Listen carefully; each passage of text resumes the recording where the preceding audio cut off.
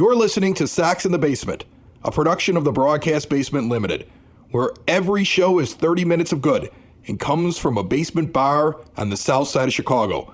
Pull up a stool, pour a cold one, and join us right now for Sox in the Basement. Heard everywhere podcasts can be found, and always at soxinthebasement.com.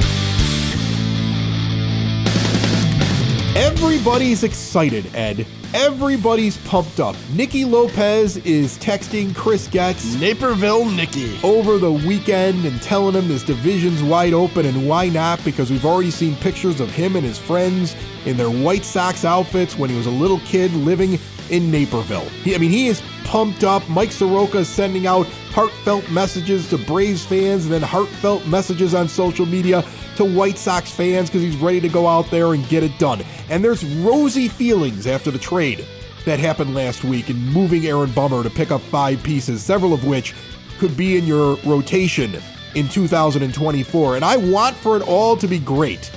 But please, please, please, please, if there's so much positivity that I start to feel like this is it, I'm going to be upset. This is just the beginning. It better be just the beginning. There's a lot more work to do. Well, there's a difference between the White Sox putting that stuff out and Mike Soroka or Naper Thrill Nicky, or I'll just shorten that down to Nicky Thrills, putting those things out themselves. I would expect Nicky Lopez to be excited to come back home, okay? And whether if he was a White Sox fan, if he truly was a White Sox fan growing up, this has got to be something that he's really excited to do. And so, absolutely, I'm excited for him to be excited to come here and play. And he's not wrong about the division being pretty wide open. We have a lot of offseason in front of us to see how the Twins repack their team because they lost a couple of rotation pieces. We have a long way to go to see what the Guardians are, and they've got a brand new manager who's never managed before, so that's fun. But he's an ex-catcher, and that always works out. Ask the Cubs. You have a lot of opportunity. Nicky Lopez isn't wrong, and Nicky Lopez should probably be an integral part of the team, whether he's playing every day as a starter or whether he's the primary utility guy. And so good. I'm glad he's excited. I would expect Michael Soroka to be excited to have another opportunity. This is a guy that was not guaranteed a spot in the Braves rotation, right, at all. So he was, if I'm him, he's looking at either one being non-tendered and then having to go out and find a job. Don't you think that's weird, though? Don't you think it's weird what happened with the Braves when you see them sign Reynaldo Lopez for 3 years and $30 million with another year on an option, and they're talking about stretching him out so he can pitch out of the bullpen but also start some games for him, and you're like, wait a minute. Soroka could have handled that and cost less money, and did you see what Lopez was like the last time he was a starter? Because I remember it. Like, what do the Braves see that they're like, we want to give Raylo all that money, and then we're going to use him as a starter at times, but then they're ready to move on from Schuster and Soroka? That's a question to ask your friend while you're sitting at Cork and Carry at the park at 33rd and Princeton in the shadow of the ballpark, or at the original Cork and Carry location in Beverly at 10614 Southwestern Avenue. The proud sponsors of Sox in the Basement, the podcast for fans by fans. Over at Cork and Carry at the park, go see Gino. 2-for-1 burgers when you dine in on Tuesdays. An incredible bar there with craft beers, familiar favorites, spirits, and wines. And on Black Wednesday, man, I remember Black Wednesday when I was young. Get out to Cork and Carry at the park. There's a DJ 10 p.m. until close, $2 apple pie shots, $3 Busch Lights, $5 Nooners. See more at corkandcarry.com. And I wouldn't care about loud music. I would still be shouting to the person next to me in Cork and Carry at the park about this trade on Wednesday night. Because I'm excited about Soroka. I am. I'm bullish on him. I think that guy had an injury, and that's why he couldn't pitch well. And coming back from an injury, and when you get injured in the middle of something, it likens back to Jake Berger, how long it took for him to finally get to what he could be. But now you see him, and he's just an old rookie. But he eventually the injuries cleared up, and I look at Soroka and what he did being a runner-up in the NL Cy Young a few years back, and I say this guy healthy, I'm excited about. The Braves were more excited about Reynaldo Lopez. Well, because Reynaldo Lopez, regardless of Lopez's struggles, now that part I can't reconcile, and you have to ask the Braves, somebody from the Braves, why they think he's gonna do better with them than what he did either with the Sox or with the Angels. But Ronaldo Lopez has done everything from come out in the ninth inning to try and close games, to be a multi-inning reliever, to start, to, be in a high leverage situation. I don't know that he's worth 3 years and $30 million. Again, I can't speak to that, but I don't really think that Lopez's signing is a reflection on Soroka or why they decided to move on from him, because it's entirely possible that with the Braves, they look at what Mike Soroka is and what his strengths are. And if this is not a guy that comes out of a bullpen, think about what a bullpen pitcher needs to do, right? They need to come out and they need to have one or two really electric pitches, okay? Whereas a starter needs to have multiple pitches. They need to have, it's more of a strategy game, right? They're not necessarily expected to come out and fire at 100 miles an hour. This is why Michael Kopech is such a disaster as a starter, because he has two tricks, right? He has a fastball and he has a slider, and then once you catch up with that, it doesn't work out so well. So they may have looked at it and gone, we just don't really know if Soroka fits us as a guy in the bullpen. And we're going to move on from him because we just don't know, in spite of the talent level, we just don't know if he makes any sense when we have Spencer Strider, when we have Max Fried, when we have Bryce Elder, when we have guys that are going to fill out our rotation, and we don't really think we have room for this guy. If that's what the ask was, if he was the main piece, okay, for Chris Getz, to sit there and go, I want Soroka. If I'm the Braves, I'm looking at that going, all right, you know what? There's reasons why we might move on from him. It might be a cost measure.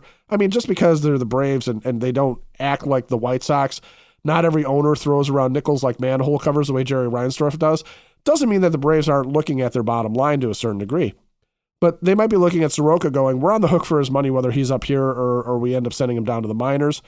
And they may be looking at something, along the lines of Ronaldo Lopez as being a piece that they feel like has that more flexibility and has a track record of being more flexible than what Soroka is. I really just think that they were looking at him as being on the outs from the rotation, and we're going to try and leverage him for something useful. And they felt like Aaron Bummer building up their bullpen was going to be more important than, keeping around a guy who's in competition with five other guys for a spot in their starting rotation. I will tell you this about that trade. I've talked to people who I know around the country who root for other baseball teams, and they're all like, how could we not have a left-handed relief pitcher that we could deal for 5 players like that? Like there are fans of other teams that are like, man, we could have used Soroka and Schuster in the back end of our rotation. There are a lot of teams out there that probably looked at that trade going, I didn't know that they were going to give all that up for a guy like Aaron Bummer. Because Aaron Bummer's not the worst pitcher in the world, but he isn't a lights out coming off a great season pitcher. No. He's a guy that's got some shaky things. Like he's got that ground ball rate and people love him for it. Like there are people that just that'll go to their grave telling you he was a great pitcher, right? They just believe in certain metrics about him. My eye test told me I didn't want him out there in big situations. Like I was like, oh man, here he comes. Like I would shake my head when I would see him come walking out of the bullpen. So, I mean, to give him up and to bring in 5 pieces, and not all those pieces are going to be on the Major League roster, but there's 3 of them that are going to be on the Major League roster most likely. And to be able to bring that out and use that for not only depth and to also have some guys that have high upside. Again, Schuster, look at his minor leagues, working his way up. That was only his first taste. There's still more potential, I think, for Schuster than there is for Kopech this year. And he's a first-round pick, right? Schuster's a first-round pick. Yeah. So he's got a pedigree. It's not like this guy's a bum that they picked up. I mean, that's what makes this trade. Here's the thing about the trade, right? The trade in and of itself is so astounding on Chris Getz's part to be able to turn Aaron Bummer into 5, frankly, useful pieces. Even if Brandon Shoemake does nothing more than man second base at Charlotte and is only in case of emergency come up and play some defense, right? If that's all he ever is, that's okay, right? If the pitcher, the other minor league pitcher they got never turns into anything, that's okay, right? But the fact that he was able to get 2 potential starting rotation pieces and a guy who is a legitimate major league infielder for Aaron Bummer, it was just sort of astounding in and of itself, but it's not. It can't be the only thing that we do, right? No, it can't be. Isn't the end. It can't be. But the thing that impressed me the most about the trade was the fact that it wasn't a paint-by-numbers Rick Hahn trade or Kenny Williams trade, where it's like we traded a player away And we got somebody who's on every list across Major League Baseball as somebody that's like number 1 on this list or number 3 on this list. That's not what they did.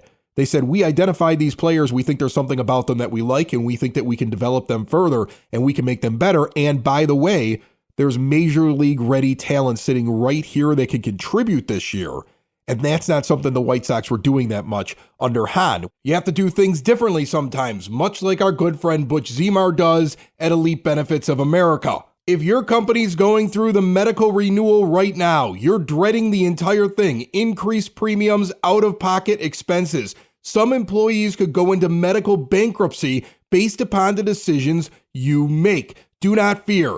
Butch is here with Elite Benefits and the Elite Benefits Playbook. Whether you run the benefits program for your company, even own the company, let's say you just buy your insurance privately on your own, your retirement age medical, the folks over at Elite Benefits of America are the ones you need to call right now. Nobody wants to deal with insurance, but guess what? It's a necessary thing. There's a lot of money in it. You can save yourself money, save the company money, save your employees money. 708-535-3006. Reach out to Butch or hit him up at elitebenefits.net. But it's not like Rick Hahn. This return was very different. This is a different way of doing things, which gives me hope for the return if they do trade Dylan Cease. And I think that it's becoming a foregone conclusion. And here's the thing. For anybody that's sitting there being upset about it, trust me, I'm upset when I see a really good pitcher leave too. When Dylan Cease walks out the door, you don't have a clear-cut ace of your staff. Now, was he one of the best aces in baseball? I would say no. I always felt like Dylan Cease was the best pitcher on the White Sox, but wouldn't be the best pitcher on other teams. Mainly because he doesn't go deep into games. He doesn't go deep into games, and that's why I felt that way. But you're going to lose something when he leaves. But when you wrap your head around the idea that he's a Scott Boras client and you really only had 24 and 25 with him before he went out there to go test the market, and you know as a White Sox fan you weren't going to keep him after that. Unless he was a bad pitcher, and then why would you want him, right? So, like, you knew that was coming. I get the idea that they want to move him right now. I don't know if it is the Dodgers, though. The Dodgers seems to make way too much sense. Like, the fact that Chris Getz... Oh, I disagree. You disagree? Okay, break it down for me. Why do you think it's the Dodgers? Because I think it's a smokescreen. I think it's like, hey, the Dodgers are really close, hoping that the Orioles increase their offer. No, here's the thing. The Dodgers make sense from a public point of view, okay? Dylan Cease, the quote-unquote ace of the White Sox, who really is just the guy with the most arm talent on the White Sox in terms of starting pitchers that they have available to them right now, right? Not really an ace pitcher, not going to be an ace pitcher for the Dodgers if that's the team. Really probably not going to be an ace pitcher for anybody that he goes to be perfectly honest. He's just a really, really talented guy that any team that picks him up is going to try and hope that he has more upside than what he's shown so far still. The Dodgers, though, from a national standpoint of who do you leak this out from, makes the most sense because the Dodgers, as usual, have a pretty healthy mix of solid talent in their minor leagues that is potentially major league ready, some guys that have had some major league exposure. Unfortunately, you don't really have like a glut of anything in the majors that they can trade off of, unless they clone Trace Thompson and trade him back to us yet again somehow. But the Dodgers are a big market, competitive team that are looking to rebuild the rotation, so they make a lot of sense, right? Why wouldn't they want 2 years of Dylan Cease? They could also sign him long term because they don't have the issues with Scott Boras that Jerry Reinsdorf does.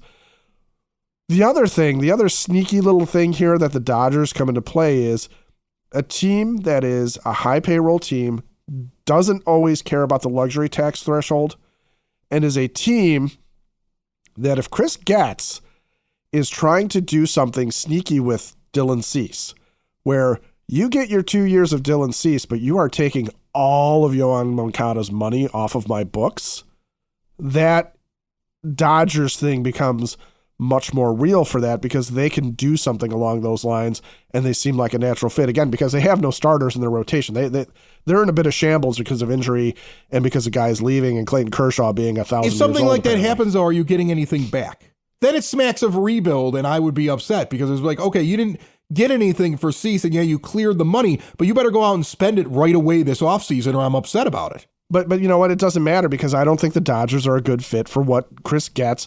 If the Bummer trade is indication of what Chris Getz wants to do, okay, then what the Dodgers can offer for Dylan Cease doesn't make any sense to me whatsoever. Is it possible, though, that he has guys that are not on a list, right? Everybody's sitting there trying to guess, like, well, who would he get from the Dodgers?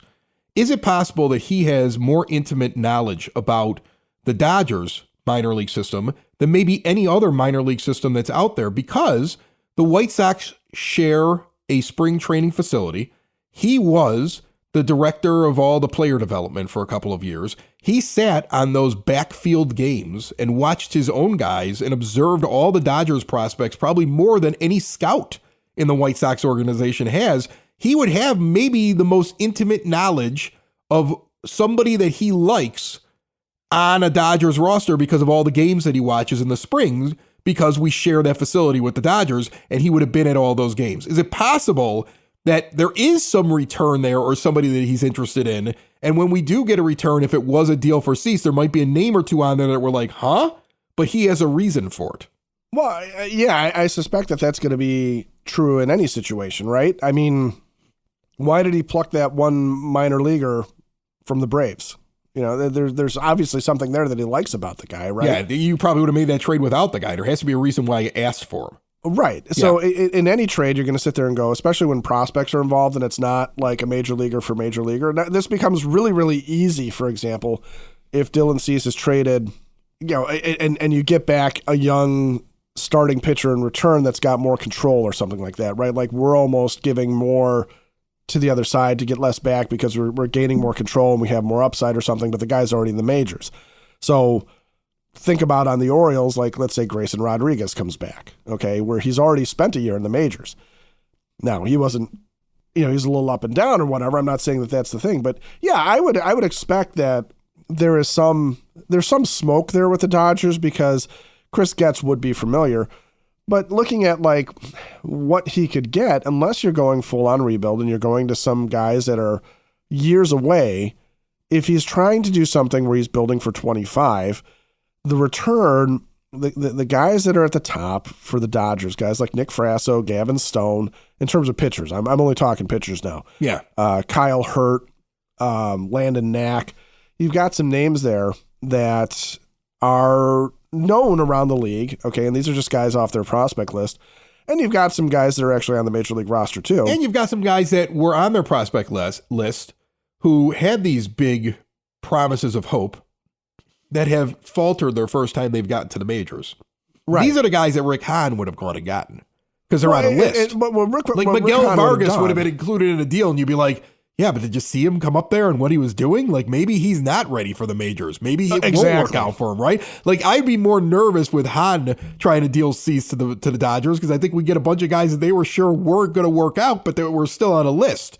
So I think that, like, there is part of me after watching the Getz trade with Atlanta that at least gives me hope that he's evaluating players in a different way because he's got different guys in that front office making those evaluations for him and discussing with him what they can and can't do. Also, I will say this. The one thing Chris Getz has going for him that Rick Hahn never had going for him is that he's a ball player. And he recognizes ball players. Game knows game, man. Right, game knows game. I mean, you know, was he an all-star? No. Is he a Hall of Famer? No. Was he an everyday Major League Baseball player? Yeah. For a while. Yeah, he was. And some of these guys he's trading for or the teams are trading to get off of his team will never get to his level. So he's at least sitting in there and you should be able to recognize ball players. So that's why I think that if there is a trade, whether or not it's with the Dodgers or if it's with the Orioles or whatever, like I think Cease gets moved. My bet would be, though, that while you might recognize a couple names in there, some of them you're going to sit there and say, huh? Why did he want this guy instead of this guy? But in the end, I would find that refreshing because of the last couple of years where it was, well, I'm trading Chris Sale. Just give me your best prospects. I don't know very much about them. Right. And there's no reason why we think that they're going to fit in. Right. But the point I was making with some of the names that I listed from the Dodgers, the pitchers all have, are scouted as having a ceiling of, say, a mid-rotation starter. Okay. So if Getz's idea is to make another trade with Dylan Cease, and he brought back 5 players for Aaron Bummer, if he is looking at this going, okay, if you're going to take Dylan Cease and you're going to have a couple of years of Dylan Cease from me, Dodgers, I'm going to take back enough of the players on that I like from your system and from your major league roster, maybe the bottom end of your major league roster, to the point where now in 2 trades, I've built a ton of depth. So it might be, a package of like 6 or 7 players where he's just sitting there saying, okay, here's why I like these guys. And it might not be, say, Michael Busch, for example, right, who is one of their top prospects, or Dalton Rushing, who is their top prospect, who are these phenomenal left-handed bats in the minors, and Busch kind of struggled last year, but Busch doesn't fit because Busch is a defensively challenged bat, right? He's barely adequate at second base. Right. And the game's too fast at third. Well, that's the thing. He's going defense. Getz is going defense. That's his mantra. That's what he's doing. That's how he's going to go about his business, whether you like it or not. He's going to have a defensive base, and then later on, you might see him add a bat when he goes, well, we can have a little bit of a liability here because I fixed my defense. I think that's his philosophy as he builds this team. That's why he just signed Paul DeJong reportedly to a 1-year deal to play shortstop, a guy that does not always hit over 200 in a season. He's been in baseball, though, for 7 seasons because he plays really good defense. Clearly just a placeholder until Colson Montgomery gets here, hopefully sooner rather than later, because it's going to be rough watching that guy at the plate. But he's going to throw some leather, and I'm going to have to listen to my dad call him Paul DeJong all season long, while he's telling me how this team reminds me of a 1960s White Sox team. Can't wait for that.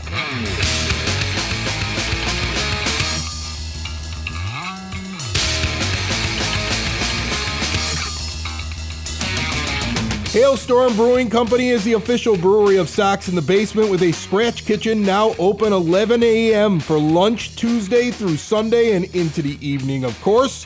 In Tinley Park at 8060 186th Street, right off of 80th Avenue. It's a big, giant German beer hall. It's got a working brewery. You're watching them make all of the beer, and there's a great tap room off to the side as well. On these weird, warm November days going into December, maybe? They got the fire pit, they got live music on the weekends, and so much more. While you are there, be sure to try Crash Test Dummy. We reviewed it on Southside Pod recently. A Belgian triple 10.3%, one of the original beers that launched the brewery. It is back. Check it out. And see more at hailstormbrewing.com. Defense is the goal for Chris Getz. Again, possibly Nicky Lopez and Paul DeJong up the middle? Well, especially up the middle, right? That's a traditional thing. Have a good defensive catcher, have good defensive middle infielders, have a good defensive center fielder. We have the center fielder. Luis Robert Jr. is one of the best defensive center fielders around. Isn't it ridiculous, too, when you're seeing like all these other fan bases on social media proposing trades that they want Luis Robert Jr.? One, he's not available. Like, if Chris Getz trades Luis Robert Jr., I'm done with him. I'm done with him. I don't care what his haul is. You don't get players like that with that much control. And that doesn't come along anywhere, right? But then when you see some of these proposals, the out-of-town stupid, the idea like, oh, we'll give you our 3rd best prospect and our 5th best prospect, but not our best prospect because, like, he is only Luis Robert Jr. Like, this guy is a premier baseball player just entering his prime that is going to be one of the best baseball players in the entire game here. And I believe that he will stay healthy more than he is hurt.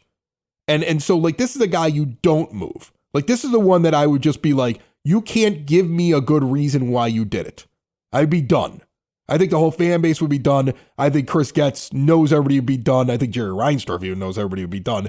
Luis Robert Jr. is sticking around. All that defense, all that offense. I just laugh at all the proposals that are out there. I laugh out loud at them. I'm like, come on. They're not trading him. They're not trading Luis Robert Jr. That's the other thing, too, is everybody assumes that Chris Getz is going rebuild, right? No, he's not. I don't see that. I don't see that either, because if he was going rebuild, you go into the Dodgers system and you pluck, again, you already did high upside guys, right?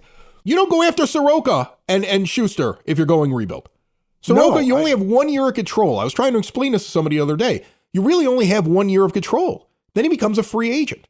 So why would you add a guy in where you're basically, it's a prove it year, unless you had an intention of signing him, and probably signing him early on before he gets to a value where he's like, no, I want to go into free agency. Soroka's quote when he was asked about how he felt about coming to the White Sox and things was that he was giddy. He was excited. He heard Chris Getz's plan, and it made him excited to be part of the White Sox. If you're a one-year guy who's looking towards free agency, trust me, you don't believe this team is winning in 24. You're excited about the long term, which means that somewhere in Soroka's mind, there's a possibility that he signs with Getz, and that Getz is probably already kind of telling him, like, let's get you in here. Let's see how you're doing. We see you as more of a long-term guy. You don't go get him if you're in a rebuild mode. That was the other reason why I liked the trade. That trade was not for prospects that are a couple years away. I'm sure they could have traded Bummer to the Braves for somebody that was 2 years away. Right. I'm sure they could have traded him to somebody else for somebody that was 2 years away, but that was high up on a list and on the MLB Pipeline Top 100 list. I'm sure they could have done that. He didn't go that route because this is not a rebuild. It's a retool, for lack of a better word. It's a quick build. It's a 24, we're going to tell you we're competitive because we got to sell tickets, but we're really looking at 25 and all the payroll flexibility. And by the way, when we talked about that a couple shows ago, about the 3 guys that were going to be still on the roster that you're stuck with when you get to 25, one of them was Bummer, and he's out of there. You actually have more payroll flexibility. And Lopez, Schuster, and Soroka are worth more money this year than Bummer is. They will pay them more money. So they actually increased payroll, even though it was only like by $1 million or $2 million. They increased payroll. That's not a rebuild move. No, and that's why this is not going to be something where Dylan Cease is traded for a bunch of high-end prospects. Dylan Cease has got to be traded to a team where it fits Chris Getz's vision of guys who are ready, guys who have upside, guys who are under control, but it's got to be good enough because you can't just sit there and say, all right, I'm trading this hyper-talented pitcher who, again, questionable whether or not he's got ace material because he doesn't go deep enough into games. He doesn't really dominate when he needs to. But this hyper-talented pitcher that is welcome on any contending team, guaranteed. It's got to be a pretty good haul back, but it's got to be with a team that has guys to send back to him, right? With rotation pieces, with everyday players, with guys that are going to anchor what the team does in 24, in 25, and going forward, and not somebody that's going to arrive in 2 years. That's where the flaw was with the deadline deals, right? Is that we don't know if any of the guys that are really going to be good there are even going to be able to contribute in 25. We don't know if Edgar Caro, in my mind, isn't somebody I'm even relying on until 26. Exactly. And I know that, and Getz has to feel that way too. Corey Lee is the catcher right now because he's all that they have. But I would imagine By that Chris default. Getz is like, we need to come up with a better plan for that position for 2025 than just hoping Corey Lee becomes something. Right. And you look at what's out there, and there's not much. I think the most interesting name was Andrew Nizer that was a non-tendered by the Cardinals. He's a guy that, you know, was kind of a higher end prospect for them and is a veteran now and has a little bit of pop in his bat, has a decent reputation as a defensive catcher.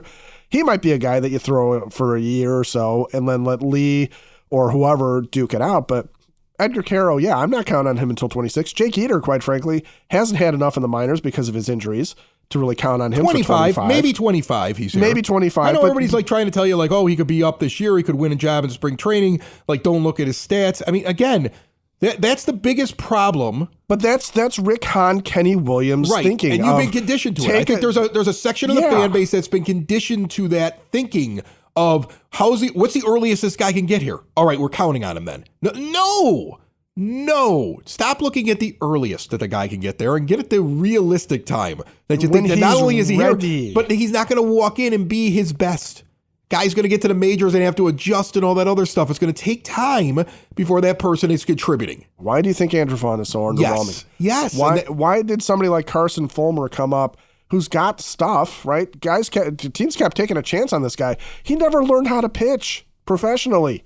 He was rushed to the majors.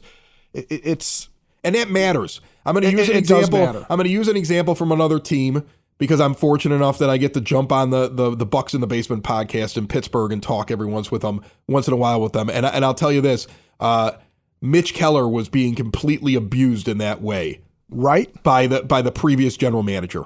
And when Ben Cherington came in, he sent Keller down. And he basically said, not until you're ready, young man, because the next time you come up, you're up. Because he was up, he was down, he was up, he was down, and they almost ruined that guy forever. They almost ruined him forever. And it was because a new general manager came in. And, I hear that in Chris Getz when he says, Oscar Colas, you are not part of the starting lineup of this team come spring. Because he wasn't ready. Because he knows he's not going to be ready either in a couple of months. And Colas might not like that, and that's why the next day after Getz said that, he was out the door in the league that he was playing in and back to a different offseason regiment. But it's not going to change Getz's mind. The previous regime was like, we got this guy, and on paper, we think he's going to be okay, so we're just penciling him in and we're moving on. And if everything works out perfectly, no injuries, perfect advancement this offseason, he figures out everything we told him he needed to figure out in September, he's got it all worked out by March. Then everything's going to be perfect. He's going to hit, he's going to be gangbusters. He's going to win Rookie of the Year, and that's what we're counting on from him this year. And if he goes and does that, we've got a chance to make the playoffs. Like, that was the old way of doing things. So when I look at these guys, when I look at this team, I want to see major league ready guys. We've been saying that for the last couple of months. That's why the last trade made so much sense. That's what I expect in the return from the next trade.